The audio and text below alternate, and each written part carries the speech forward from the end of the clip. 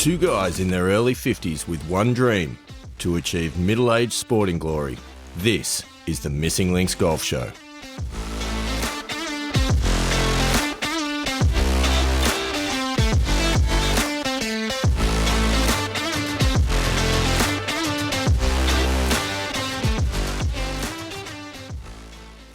Welcome back, Andy Walker.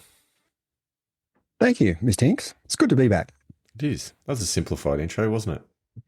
It was. A lot simpler than what we normally have. Yes. I mean, no tangents. No. We're straight down the line tonight. No tangents, because I think that tonight's episode, or this morning's episode, whenever you choose to listen to it, really doesn't have to be tonight. That's just when we're recording it. But this episode could be 2028. It could be 2035. Who knows? I mean, once it's out there in cyberspace, it's gone. Yeah. But I feel like the whole episode's a bit of a tangent, to be honest, Andy Walker. Yes, it is. Bit of a tangent based off a remark that got thrown into the Missing Links Golf Show podcast Facebook group, which kind of got us talking about the concept of going low. How to go low, how to unlock your best.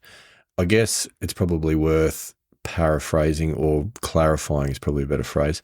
When we say going low, it's all relative, like whatever going low means for you at your particular time. So that could be breaking 100, could be breaking 90, could be breaking 80, could be breaking par, could just be shooting your personal best, whatever it is. But that's really at the end of the day, where you are, and if you're looking at, say, a Stableford competition, if you're 35 or 36 points with 3-4 holes to go, how do you deal with that so you keep going? I would suggest the wrong way of doing it would be, if you're on 35 points with 1 hole to play, standing on the tee going double bogey for a point gets you 36. No, that's definitely not the best way to go about it. And if your playing partners pull that trick on you, Pilgrims, don't listen to them. No. Just make par and shake their hand and walk off and let them buy you a beer. So, look, I've done a bit of thinking about it, Andy Walker. I think you've done a bit of thinking about it. So what do you think we kind of package this up in a bit of a top tips to go low type episode? Yeah, look, I think there's a lot there. I mean, we've talked about a lot over the course of the last almost 2 years.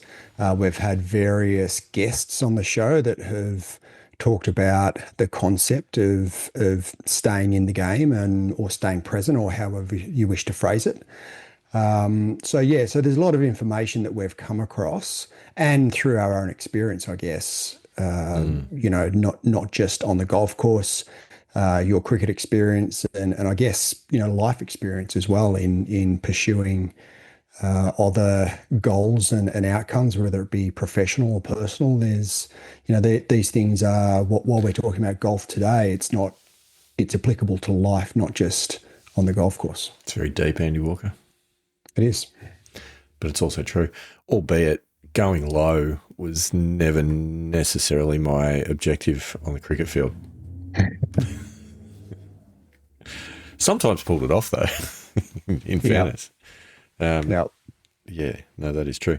It's, I mean, look, there's a whole lot of things. This might end up being more than one episode that we might touch on some of these topics over time, but we'll see how we go tonight. But I want to start, probably the place I want to start is around mindset on this. Now, that is an enormous topic in itself, but specifically, I've been spending a bit of time reading Carol Dweck's book Mindset, which is essentially the book which kind of really brought into the public consciousness the concept that we talk a lot about, which is growth mindset versus fixed mindset. Obviously, we've talked a little bit about some of the great episodes that have been on Golf Beneath the podcast, and our very good friend of the show, Dr. Raymond Pryor, who I think does an awesome job explaining the ins and outs of mindset in a way which is just so much deeper than what we really ever thought it was. And that, for me, has been a bit of an eye-opener. So I want to start there. And I think I'd start with a question potentially pose this to you as well, Andy Walker, which sounds obvious, but it isn't.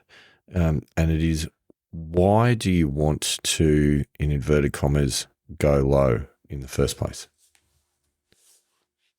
What do you think some answers to that question might be? Oh, look, I think the vast majority of people out there would look at an outcome for that, and whether that be breaking your handicap, winning a competition, whether it be your club competition, whether it be your club championships, whether it be, like we're trying to do, playing senior amateur championships, or a New South Wales championships, or higher, state championship, Australian championship, national championship. So I think that most people would, look at that question and answer it with an outcome-based result. Yes, spot on. You bang on the money. And it's kind of, I think it's often wrapped up, right, in one of these approaches where you go, I want to, insert target score here. I want to shoot this number.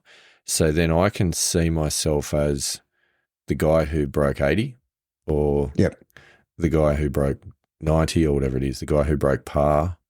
I can be that person. That makes me feel better about my golf. Or I want to shoot my PB. Whatever that number is, I can be the guy who did that.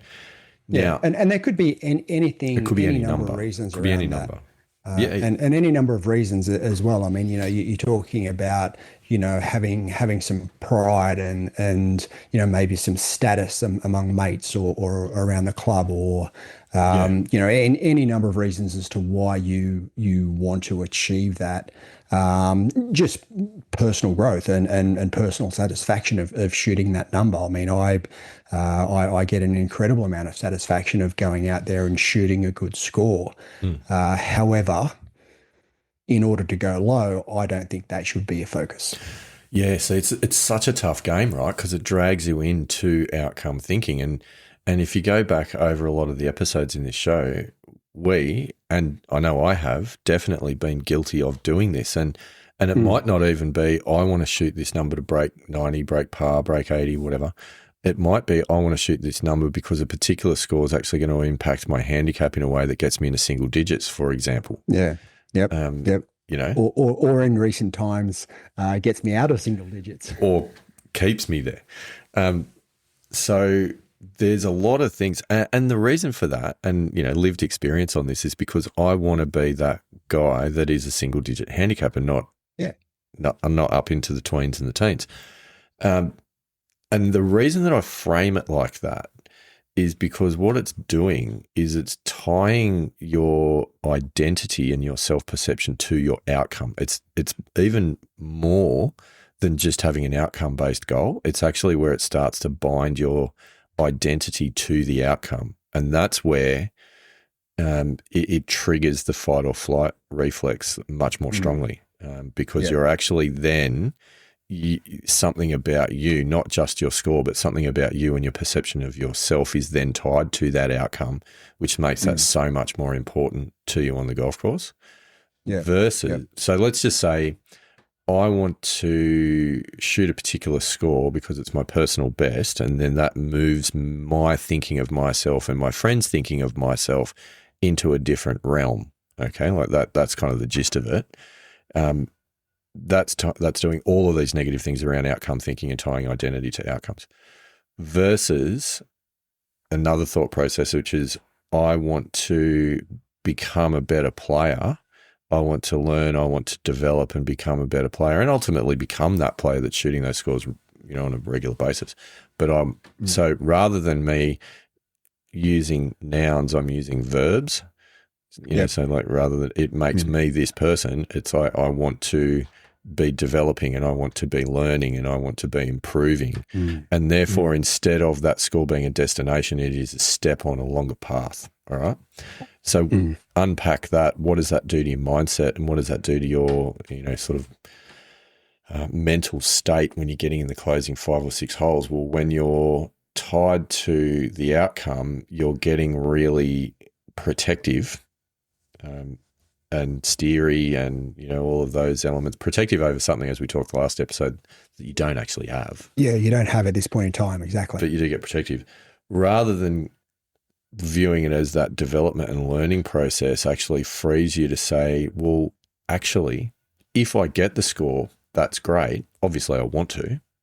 If I don't get the score, I'm still learning and developing, and there will be lessons that I've learned out of that whole process, and it just totally de-risks the outcome because you're learning from the process. So that's a mindset piece. Now, that's different to what we're probably going to talk about as well down the track around what your focus needs to be on during the round, but that's just that mindset piece about being a learner and a developer rather than being an identity tied to an outcome type thinker. Yeah, yeah, and we had this conversation during the week. In that I've been listening quite a bit to the Golf Beneath the Surface podcast. I've also listened to the audiobook Golf Beneath the Surface as well, and we always talked about. And certainly your mindset, when we're talking about the dashingly handsome PE teacher and your initial conversations with him around your mindset that you were a, 15 to 18 handicapper, and that's just, who you were, and trying to change your mindset to become a single digit handicap, having the mindset of being a single digit handicapper. Well, that in itself is tying your identity. And it's still fixed.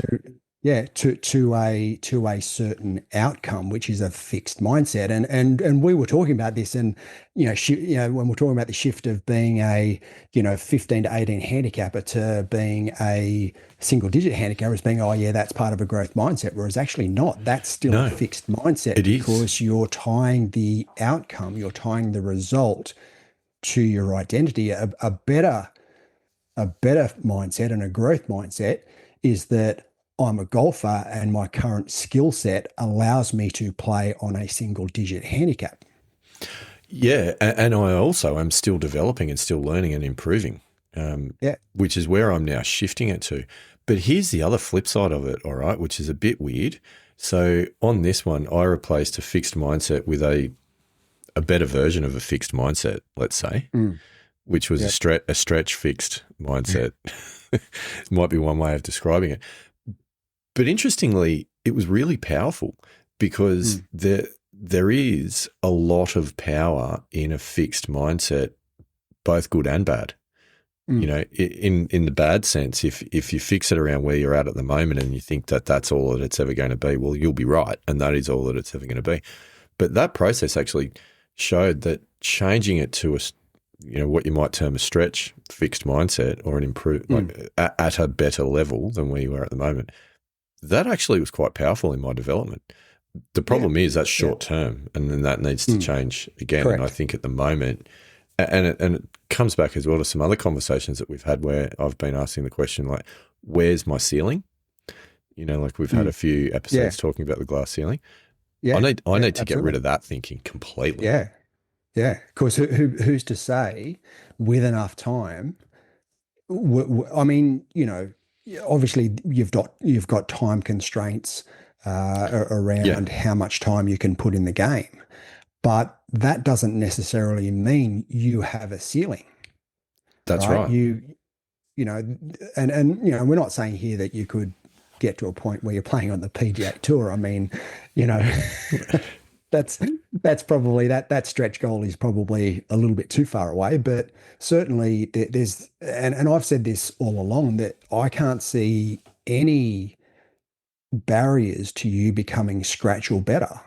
I've never seen any barriers, and to your current golfing skill set, why you can't continue to improve and become a scratch or better golfer. I've said that to you on many different occasions. Yeah, if you'd said that to me 2 years ago, I would have thought you were smoking something funny. But now and I'm not saying it because I feel like my game is anywhere near there. What I'm saying is that I've realized that the potential, the ability to continue to learn and improve is really limited by how we think about it. There's at some point there are physical constraints in terms of, like not going to run the 100 metres as fast as Usain Bolt and, those types of things.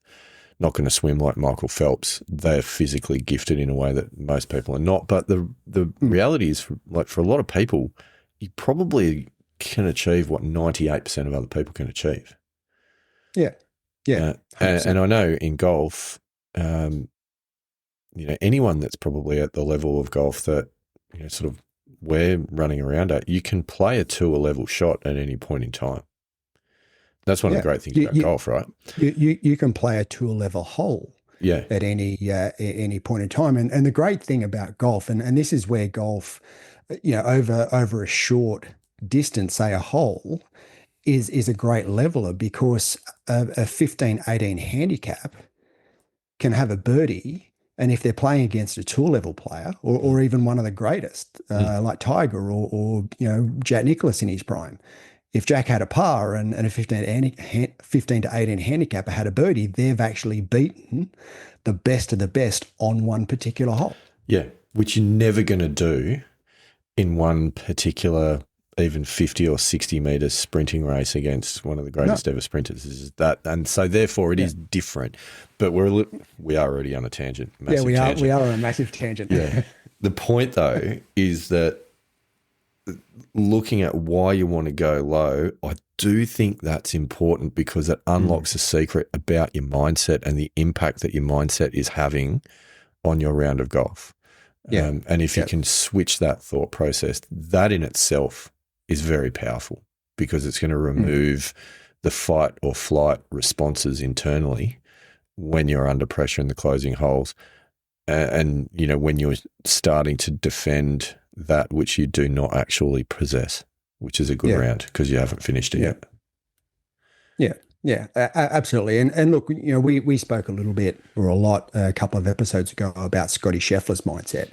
Yeah. And he's in it for, he is so competitive in the moment. He wants to grind you into the dust in the moment, but he loves getting out there and to practice. He loves the day-to-day grind of being on the practice fairway, on improving, trying to get that little bit more out of himself so he can go out there and play the best that he can, but he's also there in the moment. And every shot, he's there in the moment, and the outcome takes care of itself. That's always been his mindset, and that to me is maybe not the ultimate in the growth mindset, but it's pretty close. I think so, but I think as well he's stumbled on a bit of this, and I feel like, obviously he's got some good people in his corner that are telling him the right things, and he's learning from very wise people as well. But I still think he's stumbled on a bit of this Zen approach to the game that he talked about in that particular interview. And the reason I think that is because I don't think he actually managed to explain it as well as he probably could have. And that's what's... I don't think he did either. For him to say that he didn't say it doesn't mean anything to me, because that's not true, because he said it does mean an enormous amount to him. But so what it's not fulfilling. He said it's not fulfilling, and it doesn't satisfy the deepest levels of his being. Yeah. Right. And I understand that. And his focus there is on his family and being a great dad and a great husband and being part of his community. And that's amazing. And I completely respect him for that, having that perspective. But you're right. I don't think he explained it as well as what he potentially could have, which sort of says to me that maybe he doesn't actually understand it, his own. That's what I think. That's what I think. As what he could. And you talk about Raymond Pryor and the Golf Beneath the Surface podcast and the book. He explains it in a way that I've never heard before, and in a way that just you listen to it and you go, wow, that just makes so much sense. Yeah, one of the other really, really interesting things that that came up with listening to Raymond Pryor and reading his book, and even in Carol Dweck's book as well, was that the people who live in the space of the fixed mindset where outcomes are tied to identity, which is a particular type of fixed mindset as well. It's quite common. Yep. But those people are more likely to lie about, fabricate, or exaggerate Mm, their performances and mm, the reasons and excuses for why things went badly when they went badly. yeah. So they are the person that's more likely to tell you that they shot a slightly better score than what they did, tell you that their Mm, handicap is slightly lower than what it is, come up mm, with external excuses for why the round went as it did if it went badly, be that playing partners or course conditions or weather or all the rest of it. Whereas the growth mindset will always just call it as it is, honestly, without excuses, and accepting that it doesn't define that you're less of a person because you had a bad round. mm. Yeah, yeah, I thought that yeah. was really interesting because we've all met that guy that just, kind of Mm, puts a bit of mayonnaise on the story. Um, yeah. and that's just an indicator actually of a fixed mindset. That's fascinating to me. Yeah, absolutely. Yeah, 100%. And it's I was fortunate that I had a good friend of the show, David McClelland, as a mentor growing up back in the day down at Mollymook. Yeah. And I'd won 3 club championships in a row down in Mollymook, sort of late 80s, early 90s.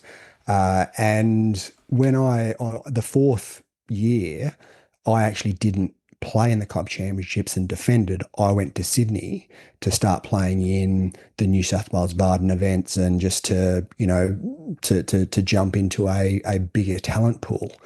And I was shot to pieces with a couple of a lot of the membership base at Mollymook going, why aren't you playing the club championships? You're the Yeah. defending champion, blah, blah, Supposed to blah. support the club by And playing in our local yeah, comps. Yeah. and David said to me, you've made a really great decision because you've gone from being a big fish in a small pond Mm, and you have jumped into being a little fish in a much larger pond. But mm. your growth is going to be exponential from here rather than staying back and playing in the club championships. And that's what I grew up with, which was a phenomenal resource to have.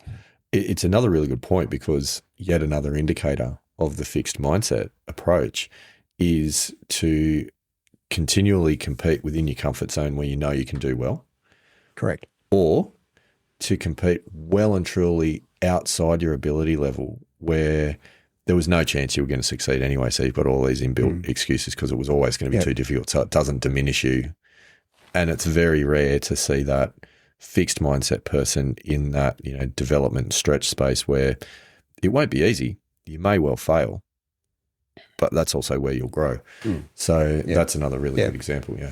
Yeah, but as a result of that, and as a result of David encouraging me and me being able to follow that path, within a year or two, I'd beaten a couple of pretty good amateurs, New South Wales top amateur golfers. I'd been selected in the New South Wales Colts team Mm.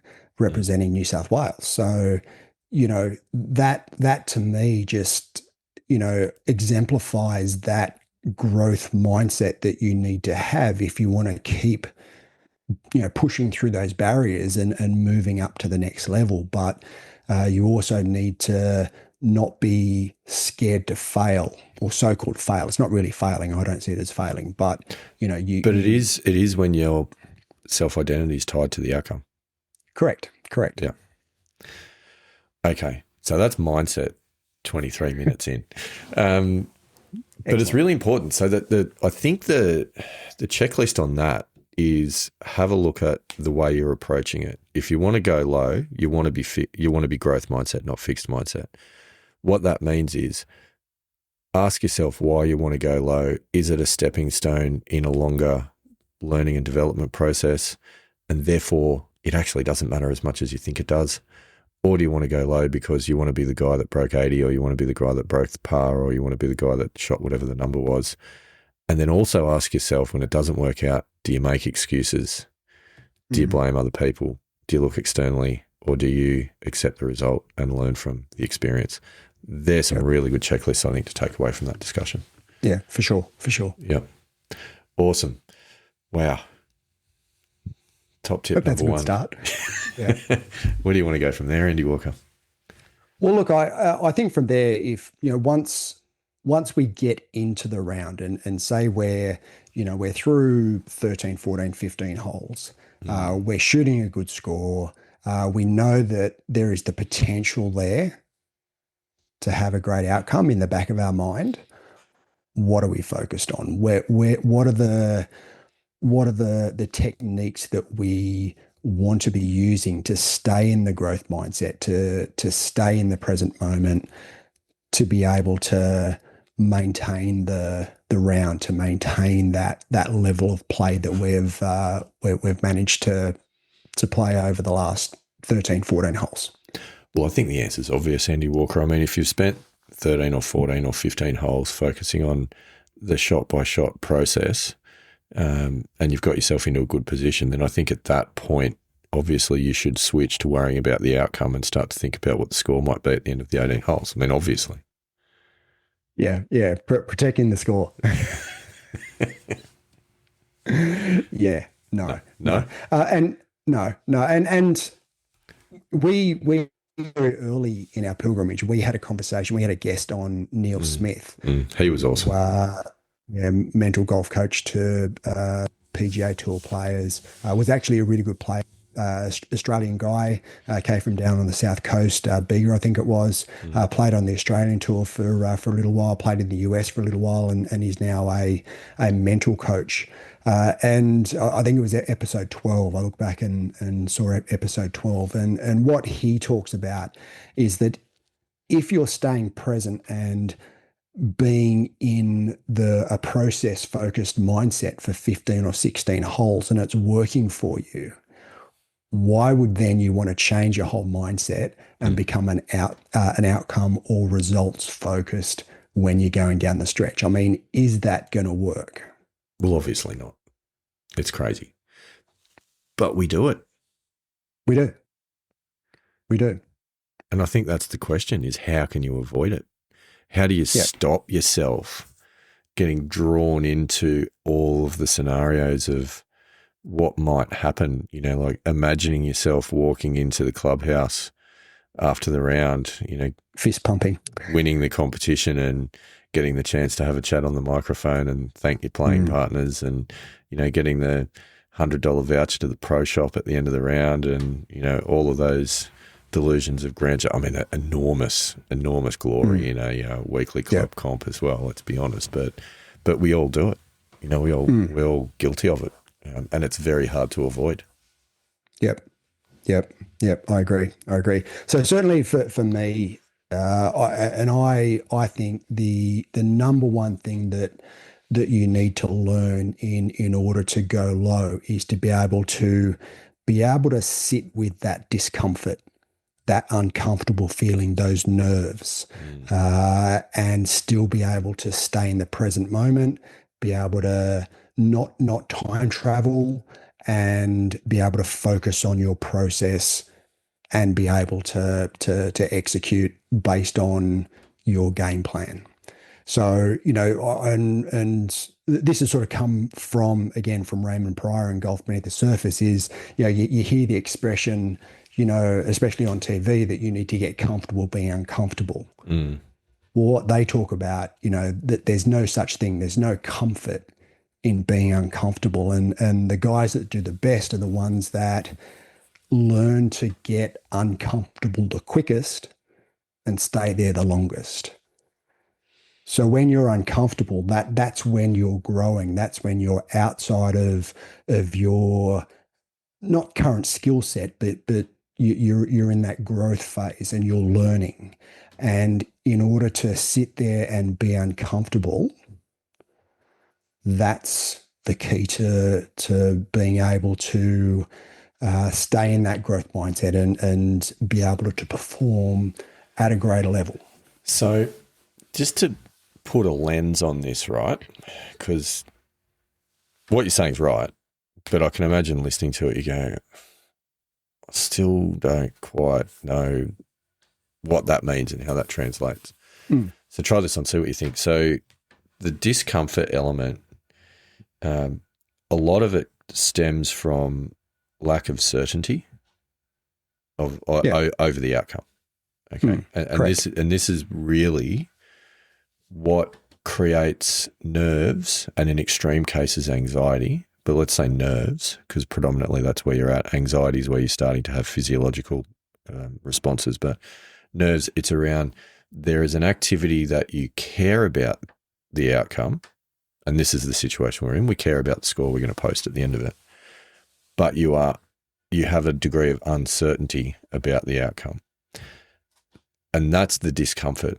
It's that feeling of uncertainty, and what you're saying is getting being okay with sitting with that uncertainty for longer, because that allows you then to focus on the process of what you're doing, not worrying about solving the uncertainty.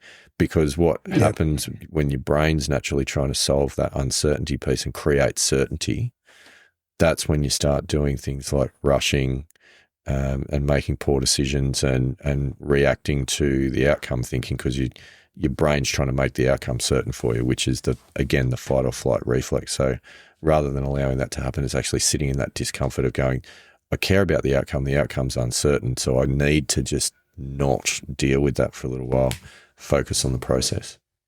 Maybe another and when I talk about being uncomfortable or sitting in discomfort, you can call it many things. I mean, you can call it nerves, you can call it uncertainty, and when you're on the golf course on the 14th, 15th hole, your final round is uncertain because it's in the future. The only thing that you can control is right now where you are. Anxiety comes from that time travel of going, oh, what if? What if I hit it in the water? What if I three putt? What if I hit it in the bunker? Or what if I hit it in the trees or out of bounds? So that's where anxiety comes from.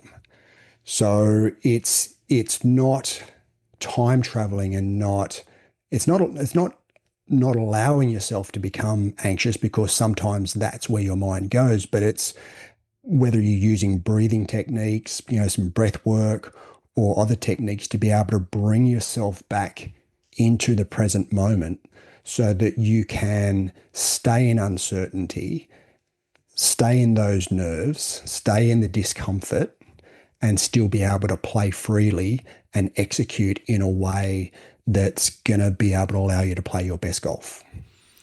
Yeah, absolutely. I mean, you can't tell me over the weekend that Tommy Fleetwood was not feeling all of those feels when he was, sharing the lead into the final round of the Tour Championship after having had 3 previous leads and not a result, and all of the conversations that have gone on around that. And just as an aside, I think this is time for a tangent. I couldn't be happier for a bloke than to see Tommy Fleetwood win that tournament. Absolutely. Yeah. I was over the moon to see him win the Tour Championship. I think that's one of the best things I've seen all year. Yeah.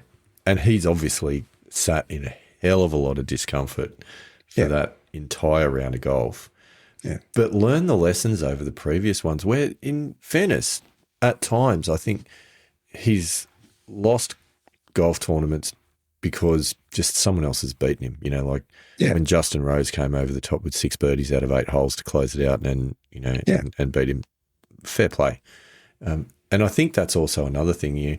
In these rounds, in the quest to go low, you can do everything right. You can have the right mindset. You can stay focused. You can do all of those things as well as you possibly can. It still might not work out for you. There's no guarantees. It doesn't guarantee the outcome at all. No guarantees. Yeah. But I have to also say, doing it wrong will guarantee an outcome, but it's the other way around. Yeah. But what I have to say, what a first tournament to win. I know. Like if you're gonna like so good. Go through the challenges that Tommy Fleetwood's gone through. Yeah. And then at the end of it to win the Tour Championship. Yeah. Like you've got to sit back and go, so good. Like that's just an awesome story. Yeah. I wonder if he'll get an episode on Netflix's Full Swing. Has to. Do you think you might get a little bit of coverage? I think it's possible. Yeah. So, no, that was phenomenal. But I think it's a good real world example of what you're talking about. That you do have to accept it. You do have to, avoid that time traveling. Sit in the discomfort of the uncertainty of what might happen, because you can't do anything about that. That's the one thing you can't control. Yeah, and that's the thing that you need to accept. In order to go low, in order to play well, you are going to feel nerves. Yeah, you are going to have discomfort. you are going to have uncertainty around what that outcome's going to be, and potentially feel a little bit of anxiety. So that you need to expect that, and you need to accept that that is coming, and you need to deal with it. Mm. So the question is how do you deal with it? Mm. And yeah, that can be a number of different techniques around how you deal with it. Can you kid yourself that you don't care, Andy Walker? No, I don't think that's part of it. Mm. I think caring is part of having a growth mindset, and part of why you're out there trying to shoot the best score that you can. Mm. And the whole reason why we're talking about this, and why I'm sure the Pilgrims are interested in this conversation, is because they do care. And our brain knows, our brain knows when we are not telling the truth. Absolutely. And to try and, on the 16th hole coming down the stretch, to go, oh no, I don't really care about the result. The brain is going to go, yeah, that's a load of BS. But that's why I asked the question, because some people will look at the topic of acceptance, where we're saying it's important to pre-accept outcomes, or accept that outcomes may not go as you want them to, may go better than you want them to as well. So pre-accept outcomes. People do hear that and go, oh, but that just means not caring. Yeah, it's different. It's different. It's very, very different. Being accepting of an outcome doesn't mean you don't care about around the outcome. What it means is you're prepared to put yourself in a position to have a great outcome, but you're also prepared to accept that putting yourself in the position means that you're not going to have a great outcome, and you're perhaps going to feel not the best through having a poor outcome. But that's part of competing. That's part of pushing yourself. That's part of learning and growing. Now, I've got to ask the question on this: Are there shortcuts? Not in the longer term. So I would say there's no shortcuts to being able to have a long-term upwards trajectory growth in any endeavor, regardless on what that is. I mean, the courts and jails are filled with people who wanted to take shortcuts in life. Wow. The reason I asked that question is because where all of this started, in the comment, it was a question rather than a comment that was asked, which was around, have you or I dabbled in playing off the front tees in an attempt to go low, essentially on an easier course, to then get used to the feeling of having a lower score than you normally would otherwise, so that when you're then back in that situation in normal rounds, you don't feel so fish out of water when you're going low. Now, I think we probably agree on this one. I think that strategy, there's a couple of things with it. One, it sort of feels a bit like the attempt to take a shortcut and not go through the processes of getting used to feeling uncomfortable in rounds when you're playing well, and viewing them as learning experiences and having outcomes that might go well, might not, trying to fast track it by going to the front tees. I think the risk in it is, it definitely does not always work. It's by no means a guarantee of shooting a low number, because you still got to get the ball in the hole. But two, even if you do, in the back of your mind, you've got an asterisk on that round. Yep.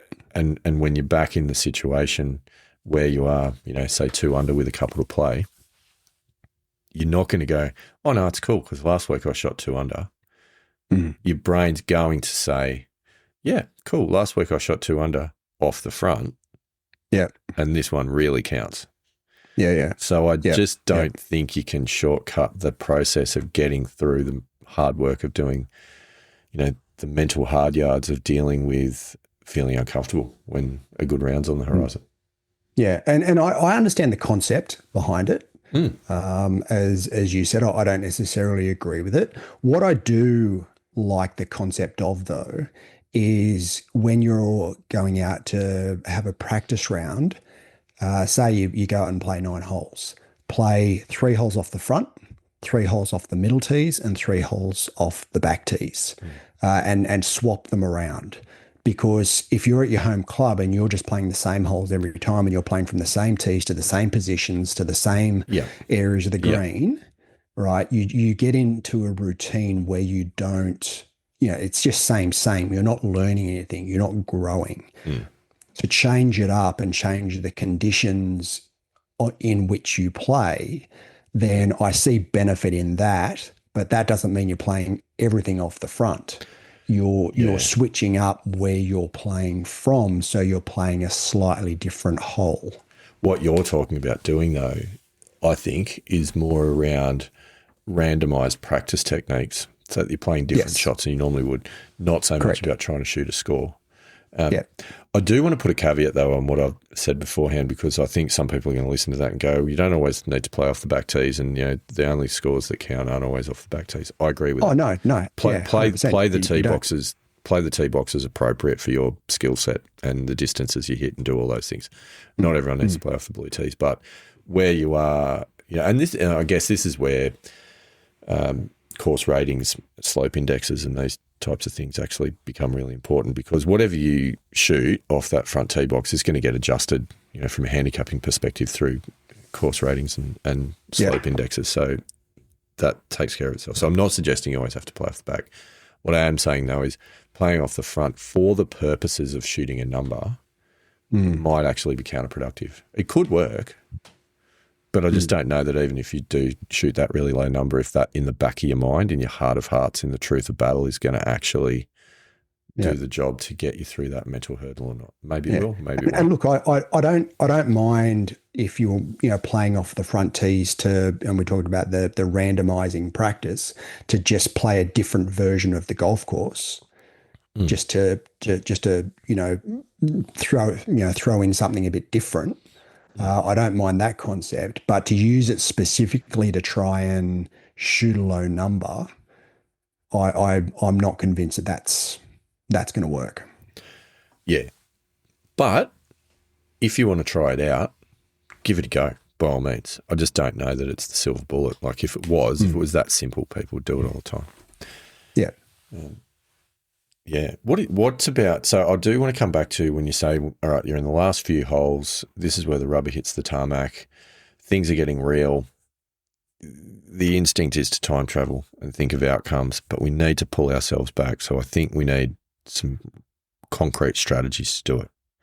I'm thinking breathing exercises, Andy Walker. Yeah, breath work for me has been a bit of a revelation. Now, we've talked historically about meditation and Yeah. mindfulness and Hypnosis. the mental, those techniques, and we've always almost sniggered at the thought of I'd it. say more than almost. However, over the last maybe not 12 months, 6 to 8 months, I've found it's been something that's been really beneficial, to a point where I have now implemented mindfulness, breath work, hypnotherapy into a fairly regular routine, to a point where now I've haven't been getting up at 5:45, doing a strength and conditioning session, and then after the strength and conditioning session, I've been doing a breath work session for 10 minutes. And that's just been part of my strength and conditioning exercise morning routine. And I found that to be really helpful with focus. I've found it really helpful just to be able to regulate myself and how I feel throughout the day.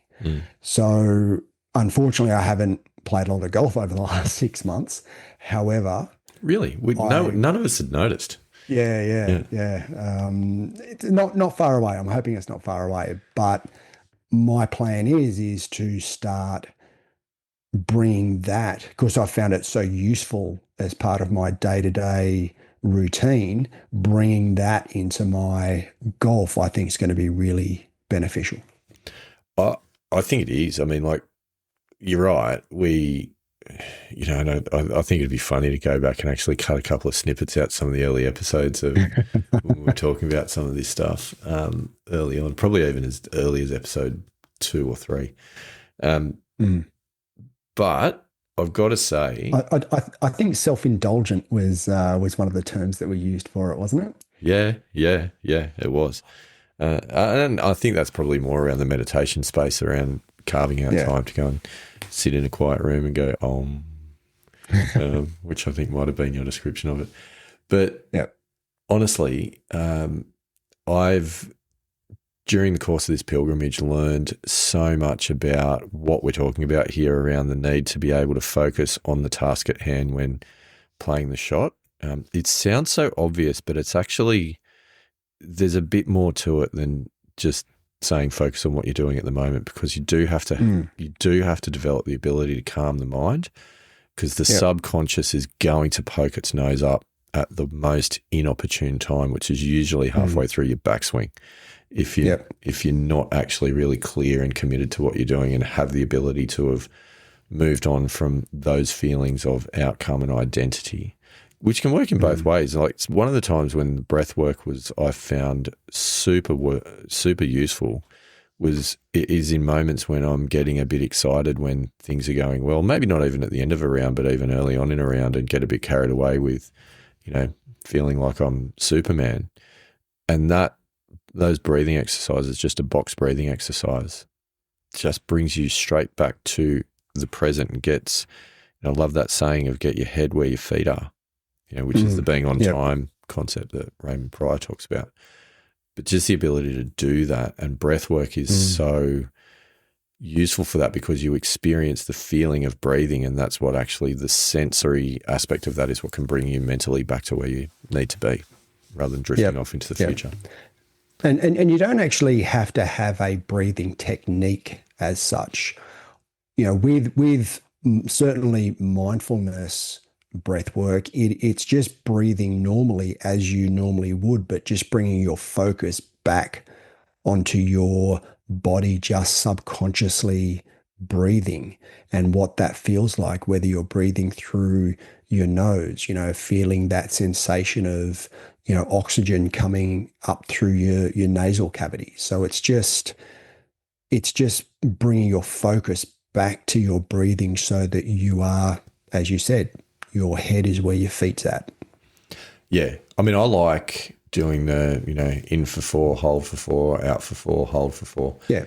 Yeah, your box breathing, Just because it's a thing, like it's a process in itself. And I feel like sometimes that short circuits the thought process of getting carried away and, thinking about other things. It's a personal thing, right? Like that. I'm not saying that that's what everyone has to do. It's a personal thing. But I have something slightly different in that I focus on my breath coming in, and then as I breathe out, I focus on whether it's usually a color, it's usually green, that going through the inside of my body and starting at the top of my head and going down through my body, so that green color, that calmness going down through my body. So I find that to be a very useful technique to be able to calm the heart rate, and the mind. So and that's used in hypnotherapy. So I've learned that through hypno. That is quite out there, Andy Walker. Well done. Thank you. I think we need to unpack the color green at some point, but that's fine. Well, it's a neutral color, isn't it? It's not red. It's not. No, that's a bit angry. Yeah, green. Yeah, positive. Green's a placid, Depends calm. what shade of green, I suppose. I think the Missing Links Golf Show green that you've got going in the background is quite a nice green. It is. I prefer a lighter green. Okay, that's good. A grass green, like a Okay. like a Kaiku. Kikuyu green, yeah. Okay. I have heard also. Sorry, I'm moving on from that. I've heard also people, instead of using breathing techniques, do something like having a rubber band around the wrist that they flick and snap back onto the wrist as a physical way of bringing them back to the present. Yeah, yeah, and that's potentially the start of a pre-shot routine. So that's another great way to be able to bring yourself back into the present moment is to have a consistent pre-shot routine. Because what I've always done, and similar to the elastic band, as I'm getting to my ball and I put my clubs down next to my ball, I've got the Velcro on my glove, and as soon as that Velcro on my glove goes on, I'm back into the present moment and focused on the task at hand. Mm, that's always a good one. Not so sure I like the addressing the ball and then marching on the spot for 38 seconds before pulling the trigger as a pre-shot routine, a la Patrick Cantlay. No, no, no, never done that. Can't imagine that helps. No. But no, pre-shot routine is definitely a good one. Breathing exercise, pre-shot routines. I would add an element in the pre-shot routine, which I think is a bit that a lot of people miss, and I know I did for a long time, and not missing it now has made a massive difference. And that is as part of the pre-shot routine, so before you address the ball, so when you're standing behind the ball, looking at your target, is to get super clear about your target and then also your shot shape, depending on the shot you're playing, your landing spot. So really committing to an actual shot, having a plan for the shot, not just stepping up to the ball and autopiloting your way through the shot, which you can still do with a really nice pre-shot routine, unless you specifically are going through the process of agreeing with yourself as if you are your own caddy. What's the shot that you're playing on that particular shot and committing to it? And that, coming back to mental golf type, that's a very extrovert characteristic, because I have the opposite in being an introvert. While I've got a shot I want to play and a target, and a very specific target, whether it be on the green or down the fairway or a tree in the distance, once I make my mind up what sort of shot I want to hit, I bring myself back into my own little space. More so a feeling. I've moved away from a swing technique more to a swing feel. And how I want the swing to feel within myself. So I'm not focused on, I know a lot of people, they're focused on a shot shape and they just let their body naturally adapt to the shot shape that they want to play. I know Tiger does that a lot. He talks about, I just focus in my mind that I want to hit a draw, and then I just let my body make a draw swing. Well, I find it more beneficial to have a swing feel. Okay, and in my mind, and even through my swing, I'm focused on what's the feel I want to be able to make this shot go where I want it to and have the shot shape that I want it to have. Okay, different flavors of the same type of thing, because the same would ring true, that you'll need to at least identify what that feel is that you want to walk into the swing with, rather than just walking into the swing without having had that internal conversation and have that thought process. Yeah, yeah, and look, I think that the way that it's explained in mental golf type is that an extrovert is 80%, outside and towards the target, and 20% internal, whereas an introvert is the exact opposite.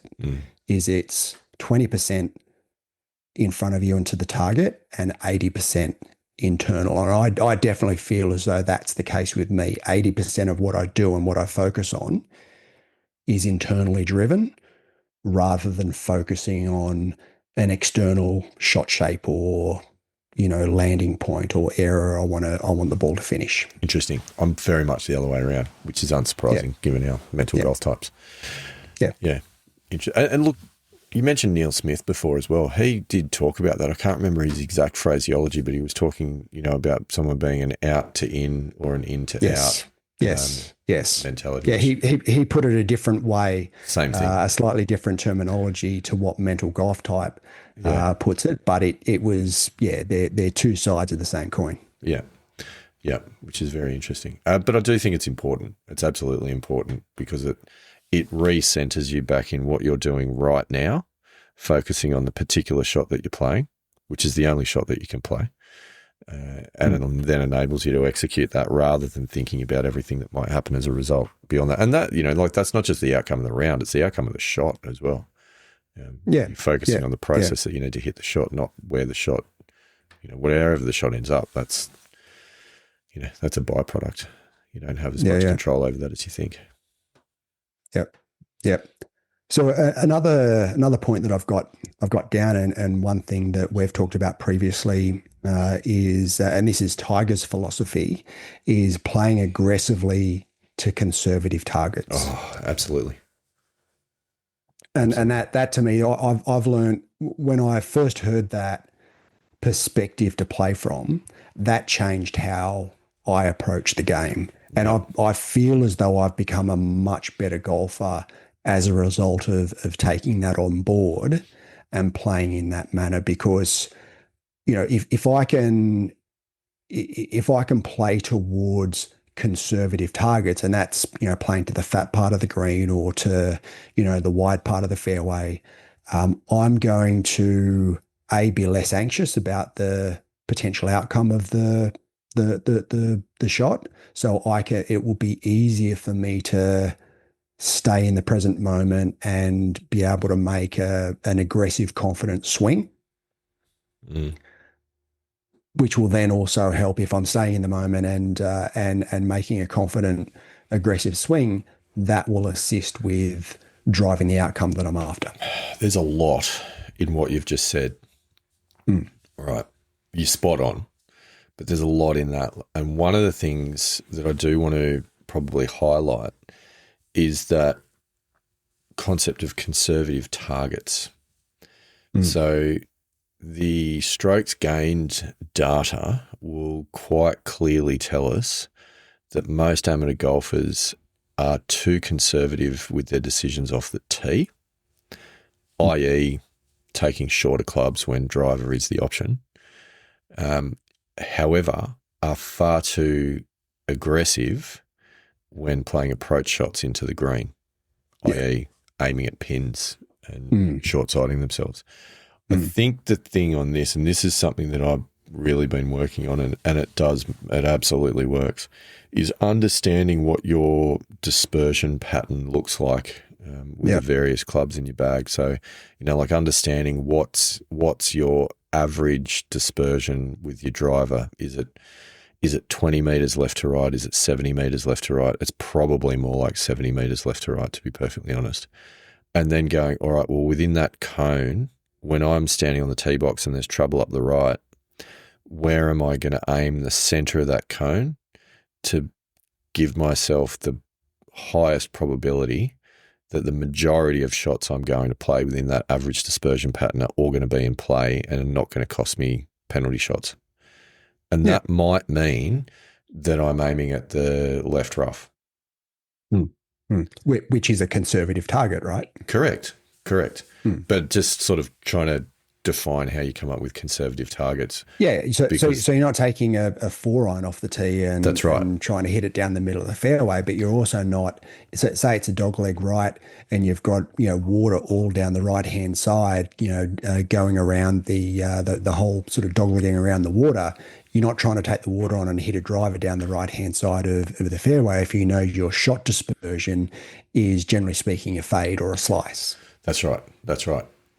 So it's really doing that homework. And you know what? You can do a lot of that before the round. You don't have to do it during the round. You actually set yourself up for success by pre-planning the round. It's a very good idea to do that, because that means also that you're going in with a game plan that you've decided on before you got emotional and before things started to get carried away. Then it's a disciplined matter to stick to it. But yeah, the the being more conservative at the flag, that's a really good one. That means a couple of things is generally forget the pin, right? Like just aim at the center of the green. Yep. Your dispersion. Unless the pin is in the center of the green. Yeah, well, then aim at the pin, yeah. Because your dispersion pattern with any of your irons is probably going to cover the entire green anyway, realistically. Yeah. So aim at the center of the green. Give yourself the best possible chance of hitting the green.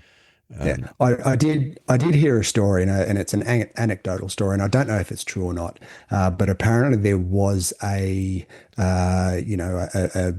not a test, but a whole heap of college students went out in the US and they took the flags out of every single hole, and all they did was just hit it to the green. There was no pin. They just were just hitting it to the green, and the majority of them scored better without the flag in, without there being a flag, than what they did when they had a pin and they had a pin to aim at. I have heard this same story. So yeah, there are different versions of the story, which sort of leads me to think: is it anecdotal or is it? It could be an old wives' tale or an urban myth. I don't know. It might well be true. I've also heard another version of it where the college coach set a task to his team in training that when they were hitting approaches, if they left it short of the green or they missed the green short side, they got a one-shot penalty. Oh, okay. Yep. And so they all clubbed up and aimed to the fat part of the green, and same result. Shot better scores than they ordinarily would.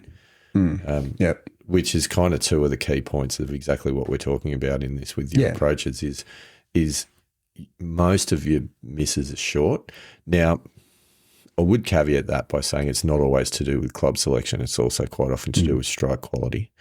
But at the same time, it is quite often to do with club selection of thinking that you hit the ball a little bit further than you do. So knowing your distances is important, but definitely short-sighting yourself, because that's that's far worse than missing on the far away side of the green from the pin. And that's John Sherman, 100%. Previous guest of the show. 100%. That's his perspective, right? He says that most golfer, or the average golfer, should take the distance and take a club to get them to the back of the green, because a lot of the time they're going to miss hit and not actually reach the back of the green. Yeah, occasionally it's going to come out of the middle of the club and they're going to fly it over the back. Yeah, it doesn't happen that often.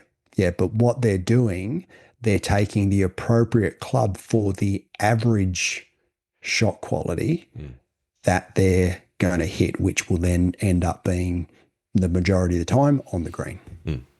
Now, in all honesty, if you're standing out in the fairway with an approach shot and you're doing a couple of breathing exercises to center yourself, you're really making a sensible decision about your target and the distance that you need to hit the ball. You're going through your pre-shot routine by, focusing on the shot you want to play, the shape you want to play it with, or the move feel, depending if you're internal or external.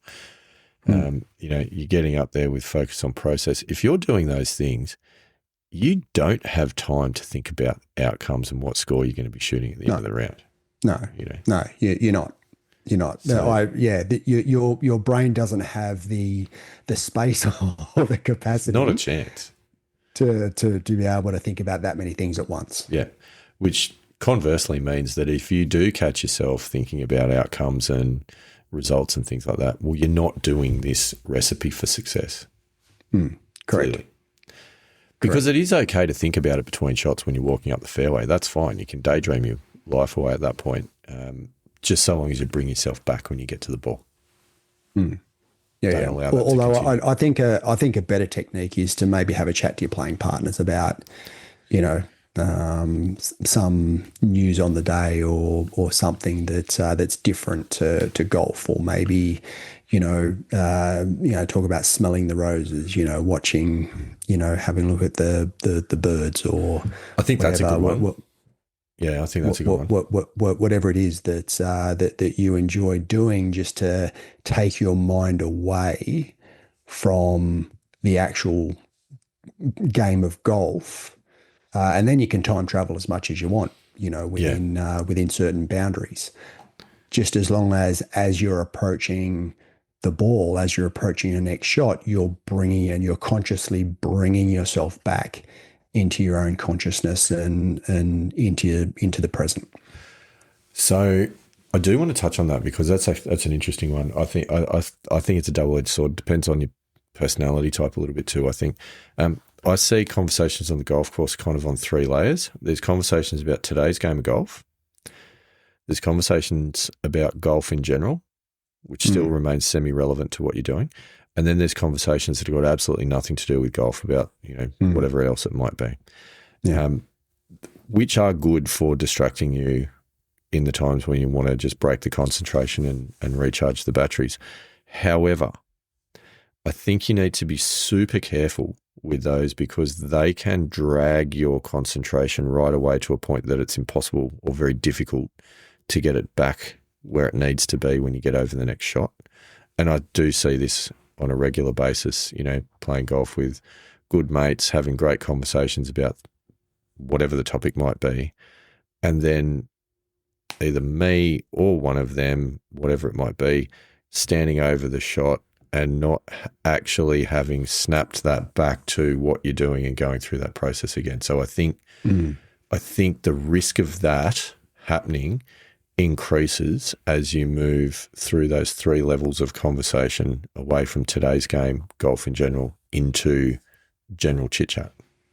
Yeah. Yeah. I think there's a fair bit of self-awareness that has to be at the front of mind when you're having those conversations. The trick on this one, sorry to jump in, is that sometimes your playing partners don't know that and will continue that deep into when you're kind of going, guys, now I'm flicking the switch. Shush. Yeah.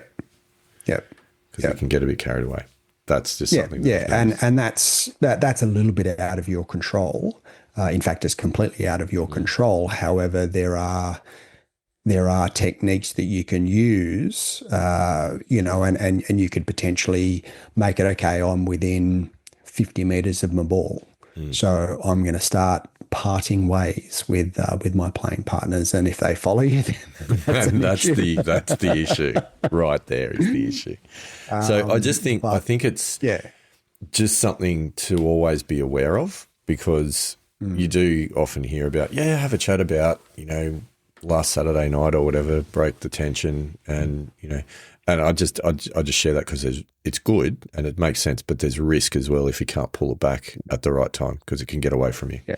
Yeah. I don't think you can have a full D&M, with a playing partner. Yeah, but that's not what I'm talking about. Yeah. I'm talking about superficial conversations that, talking about, the footy game on the weekend and not going into the analysis of why a particular team or a particular player played a certain way. Yeah. That's not what I'm talking about. I'm more talking about, just having those superficial conversations that just break, gives your mind a break from, that focus and full on, mental grind that sometimes golf can be. Yeah. Yeah. Agree with all that.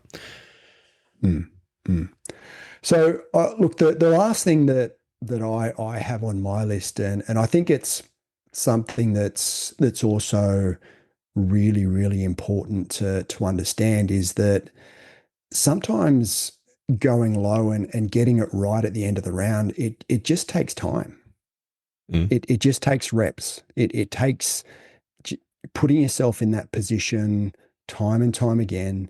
It's unlikely you're going to get it first go. You're probably going to stuff it up first go.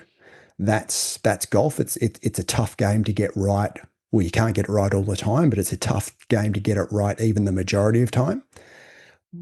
But putting yourself in that position and not being scared to put yourself in that position, not being scared to have what would be considered a bad outcome or a better way of putting it, a learning outcome, something you can learn from. So yeah, and I look back to my example last year and I felt as though sort of in the early part of last year, I was doing a lot of things right. I was practicing a fair bit. I felt that my swing was good. I felt like I was improving, but the scores just weren't coming. There are a number of times, a number of rounds where, I was around par with 3 or 4 holes to play, and I finished, 3 over in the last four or worse.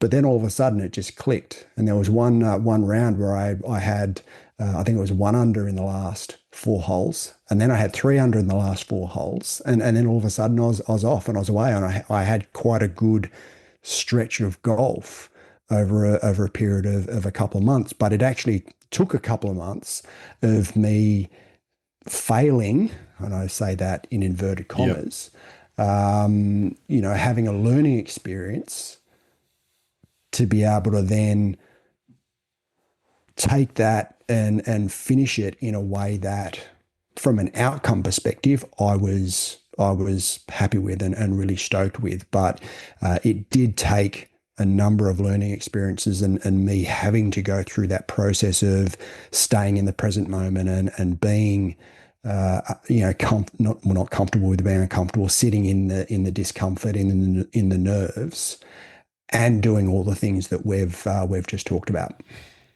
There's so much in that, and you're spot on. And I think it links us right back to where we started, that, you're going into those situations saying, basically looking at it going, there's a couple of ways you can look at it. Through 15 holes, you're shooting your best score. You've got to close it out over the last three.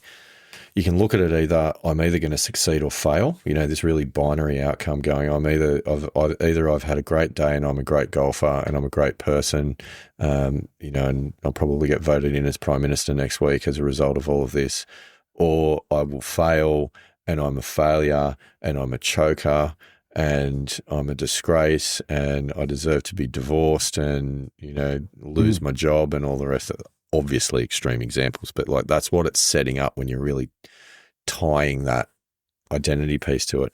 So there's that, and that, unfortunately, that's kind of the default. That's the natural way as guys that we generally approach. It's going, either I am good or I'm a failure. It's kind of really, it's very binary. Yeah, it's kind of how it's set up. Absolutely, that's going to introduce tension, right? There's no doubting that, and that's not going to be a good thing. Or you're looking at it going, all right, I've got a good round going through 15 holes, 3 holes to play. I'm either going to shoot a great score that I'm going to be stoked with, or I'm going to learn a lot about what this feels like over the last 3 holes that's going to put me in a better position next time.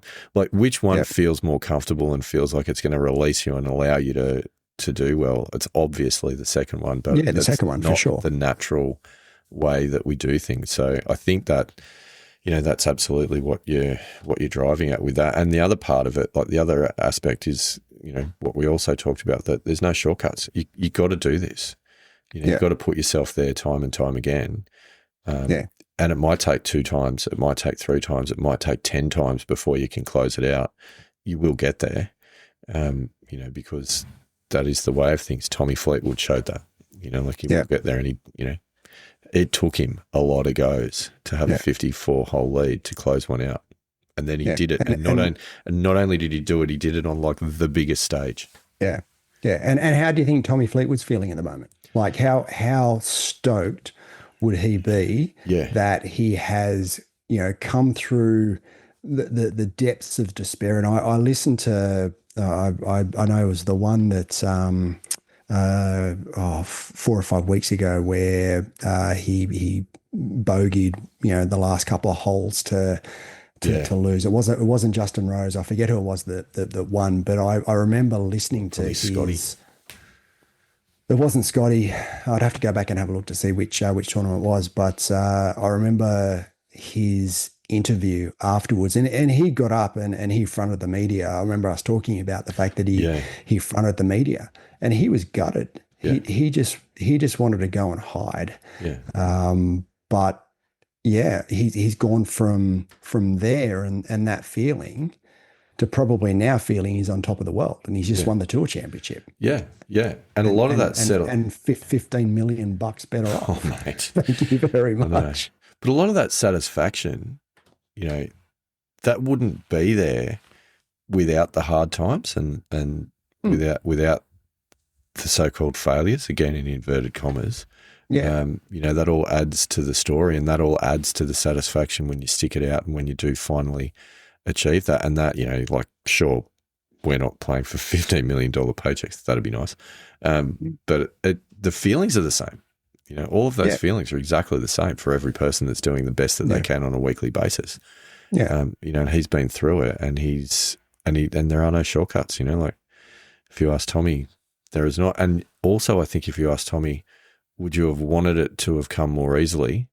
If you asked him that at the times when the heartbreaks were on, sure. But if you asked him that now, probably not, because all of those experiences are things that he's learned from that are going to make him the player that he will be in the future. And it would not in the slightest surprise me to see Tommy Fleetwood go on a tear next year and win a major or two.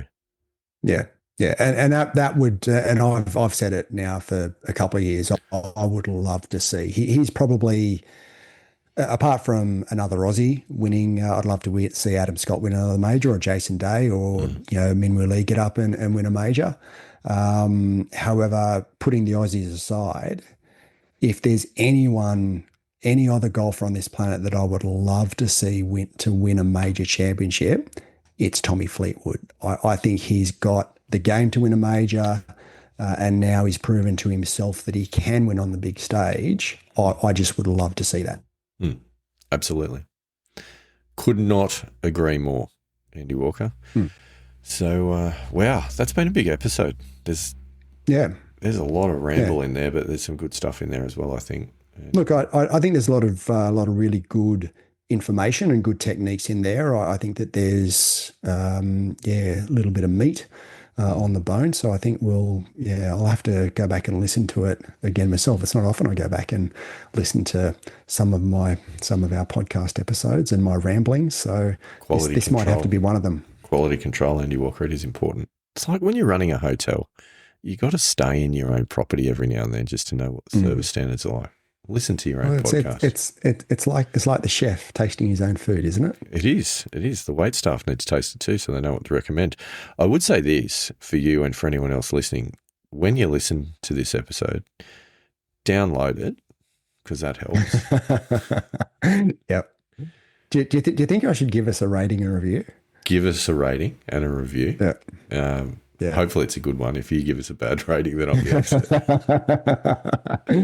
Yes. And recommend it to a friend.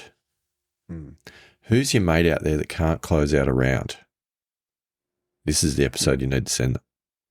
Yep. Yeah. Subtly. Yeah. You can't send it to me because I'm going to listen to it anyway.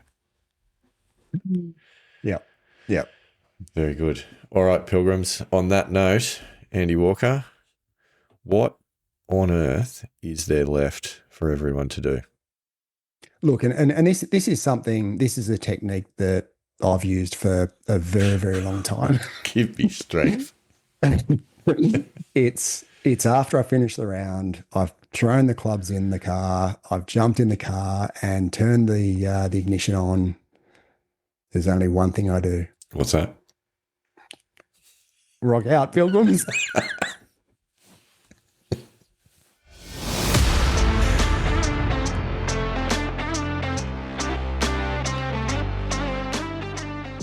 Thanks for listening to us today. We love hearing from our pilgrims, so please reach out to us through any of the links in the show notes. We know golf is hard, so we hope we can help you shoot better scores and inspire you to keep trying. Rock on, Pilgrims.